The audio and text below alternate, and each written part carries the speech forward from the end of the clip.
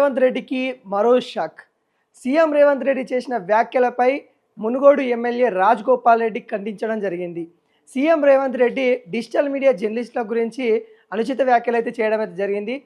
All రాని వాళ్ళు మైకులు పట్టుకొని వెళ్తూ ఉన్నారు. అనేక అంశాలపైన వాళ్ళ ఇంటి పేరు అయినట్టుగా జర్నలిస్ట్ అని పెట్టేసుకుంటారు. ఏ చదివినా చదవకపోయినా కానీ జర్నలిస్ట్ అని పెట్టుకుంటారు అనే విధంగా కొంత కించపరుస్తూ మాట్లాడిన మాటలు ఇటు ఏదైతే డిజిటల్ మీడియా జర్నలిస్టులు కూడా ఖండించారు. అదేవిధంగా మునుగోడు ఎమ్మెల్యే రాజగోపాల్ రెడ్డి కూడా ఖండించడం జరిగింది. అయితే ఈ గత కొద్ది రోజులుగా ఈ తంతు అయితే నడుస్తూ ఉంది. ఏదైతే డిజిటల్ మీడియా జర్నలిస్టులు మరియు ఏదైతే ఈ శాటిలైట్ సంబంధించిన జర్నలిస్టులు అనే ఒక విభేదాలు ఇటు ఏదైతే గ్రౌండ్ లెవెల్లో కూడా ఈ విభేదాలు అయితే వస్తూ ఉన్నాయి. అయితే సీఎం రేవంత్ రెడ్డి చేసిన వ్యాఖ్యలు ఏ విధంగా ఉందంటే చాలా కించపరిచినట్టే ఉన్నాయి. ఈ అంశాలపైన చాలాసార్లు చాలామంది కూడా మాట్లాడడం జరిగింది.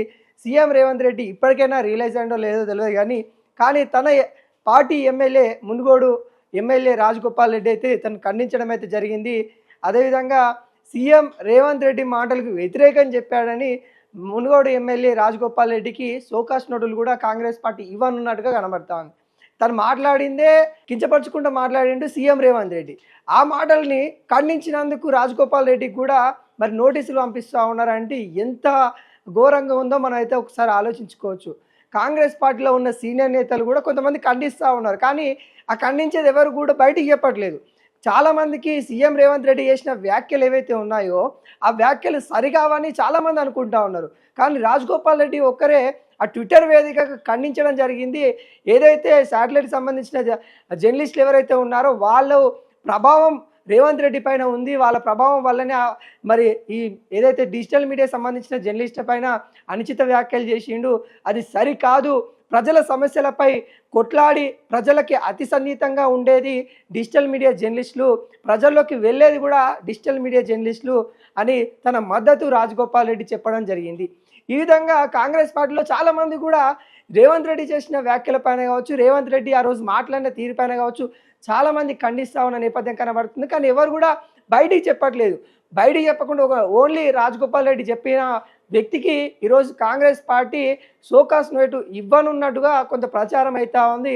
ఎందుకంటే పిసిసి అధ్యక్షుడు మహేష్ కుమార్ గౌడ్ కూడా ఏదైతే రాజగోపాల్ రెడ్డి చేసిన ట్వీట్కి కొంత వ్యతిరేకంగా ఉన్నట్టు కూడా కనబడతా ఉంది. ఈ వివాదం కూడా అంటే గతంలో కూడా రాజగోపాల్ రెడ్డి ఏదైతే మంత్రివర్గ విస్తీర్ణ జరిగినప్పుడు కూడా తను కొంత అసంతృప్తి ఉన్న పరిస్థితి కనబడతా ఉంది. ఆ నేపథ్యాన్ని కూడా అప్పుడు సీఎం రేవంత్ రెడ్డి పైన కూడా కొన్ని వ్యాఖ్యలు చేయడం జరిగింది. ఆ విషయాలని ఈరోజు ఏవైతే సీఎం రేవంత్ రెడ్డి పైన కొంత కూడా వ్యతిరేకంగా చూపించినందుకు ఈ వివాదాన్ని ఢిల్లీకి సైతం తీసుకెళ్లే పరిస్థితి కనబడతా ఉంది. ఢిల్లీకి తీసుకెళ్లి కంప్లైంట్ చేసే పరిస్థితి కనబడతా ఉంది. మరి రాజగోపాల్ రెడ్డి ఈ విధంగా కాంగ్రెస్ పార్టీకే వ్యతిరేకంగా మాట్లాడుతూ ఉన్నారు. ఇటు సీఎం రేవంత్ రెడ్డికే వ్యతిరేకంగా కనిపిస్తూ ఉన్నారు. ఆయన పైన చర్యలు తీసుకోవాలి అన్న విధంగా అధిష్టానం దృష్టికి సీఎం రేవంత్ రెడ్డి అయితే తీసుకువెళ్తున్నట్టుగా కనబడతా ఉంది. మరి ఈ అంశాలపైన అయితే ఇప్పటికే కాంగ్రెస్ నేతలు కూడా కొంత అసంతృప్తి వెల్లడిస్తూ ఉన్నారు. ఉన్నది ఉన్నట్టుగా అంటే మరి సోకాస్ నోటీసులు ఏందన్నాడు కూడా కొంత చెప్తా ఉన్నారు. ఇప్పటివరకు అయితే ఇవ్వలేదు, సోకాస్ నోటీస్ అయితే ఇవ్వలేదు. కానీ ఇచ్చే ప్రయత్నాలు కాంగ్రెస్ పార్టీ చేస్తూ ఉందనే కూడా వాదనలు అయితే వస్తూ ఉన్నాయి. రాజగోపాల్ రెడ్డి ఇప్పటికే అనేక అంశాలపైన కాంగ్రెస్ పార్టీలో ఉండి కూడా కాంగ్రెస్ పార్టీ ఎక్కడైనా తప్పు చేస్తే సీఎం రేవంత్ రెడ్డి ఎక్కడ తప్పు చేసినా కానీ కొంత ఖండిస్తున్న పరిస్థితి కనబడుతుంది.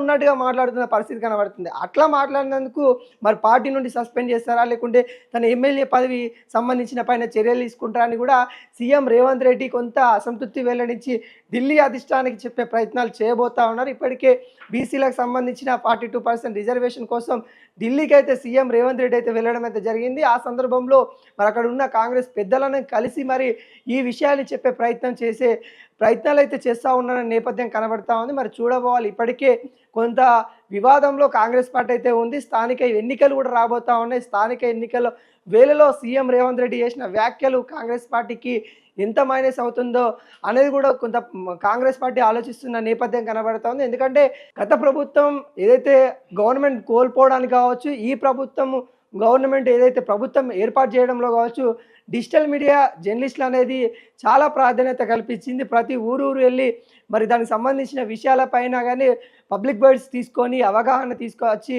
కొంతవరకు ప్రజల్లోకి చైతన్యవంతం చేసిన వాళ్ళు ఎవరన్నా ఉందా అంటే జర్నలిస్టులు అని చెప్పుకోవచ్చు, డిజిటల్ మీడియా జర్నలిస్ట్ అని చెప్పుకోవచ్చు. వాళ్ళపైన మరి సీఎం రేవంత్ రెడ్డి చేసిన వ్యాఖ్యలు మరి యావత్ డిజిటల్ మీడియా జర్నలిస్టులు కూడా ఖండిస్తున్న నేపథ్యం అయితే కనబడుతుంది. చూడవాలి ఈ వివాదం ఎంతవరకు వెళ్తుంది. మరి ఢిల్లీ దాకా కూడా వెళ్ళే ప్రయత్నాలు అయితే చేస్తూ ఉన్నట్టు కూడా కనబడతా ఉంది. మరి కాంగ్రెస్ నేతలు చేస్తూ ఉన్నారు. మరి ఏ విధంగా ఉండబోతా ఉంది, మరి షోకాస్ నోటీస్ ఇస్తారా లేదా అనేది కూడా కొంత వేచి చూడాల్సిన పరిస్థితి కనబడతా